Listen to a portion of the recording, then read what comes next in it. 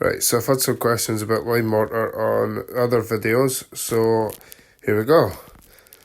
I'm going to try and keep this as simple as possible as well, because they fill it full of stuff that's non-relevant, so I'll keep it simple.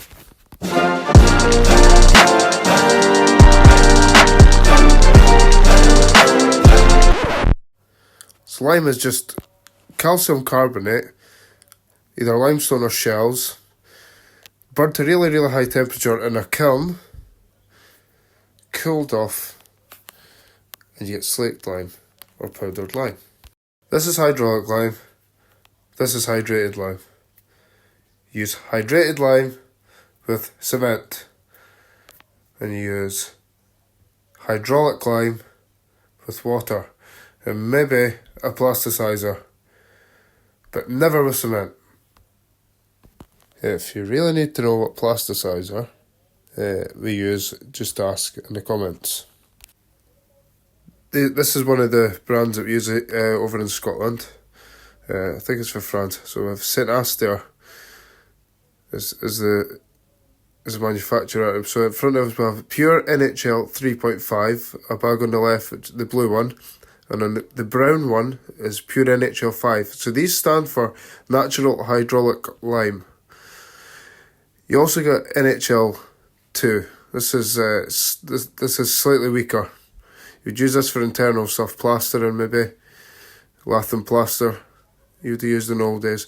NHL 3.5 would just be sort of for your house or in a garden wall in decent areas of the world if you've got decent weather. But if you get bad weather, you kind of want to be going more towards an NHL 5, or if your stone is harder, you want to be using a stronger mortar. So your NHL 5 gives you a slightly stronger mix, but still giving you the effects of the lime mortar as opposed to a cementitious mortar, which is just really, really bad for natural stone walls or houses with clay bricks, walls with clay bricks. You really want to be using lime with that. Do not use cement at any point on a natural sandstone wall.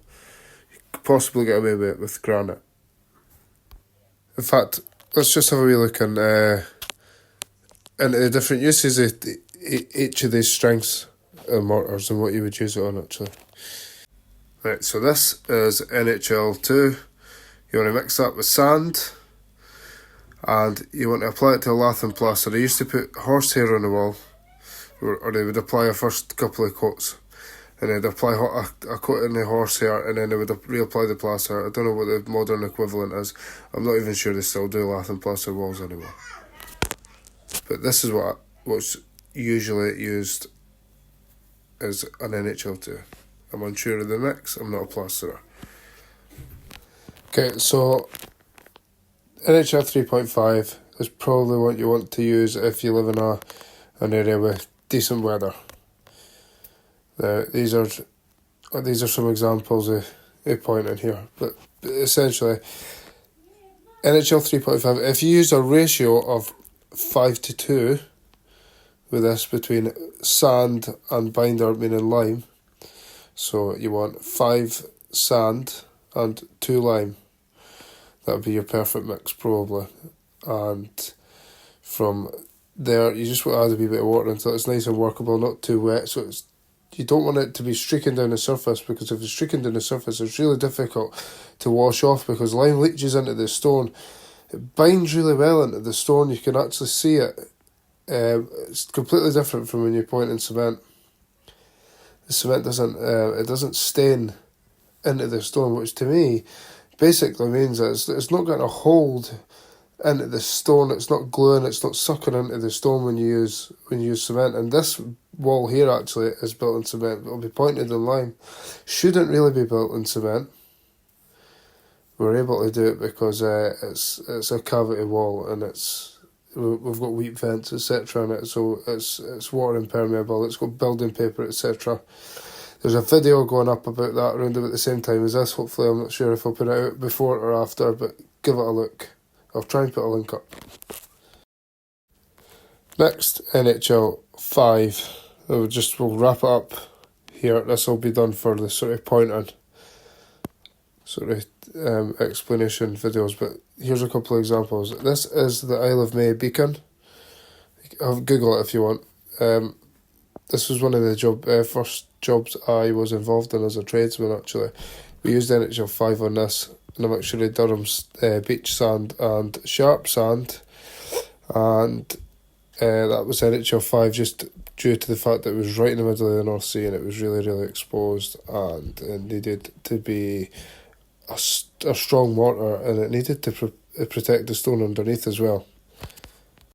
Is the same time as being water permeable, and we'll go through that later as well. That'll be the next part of the video, actually.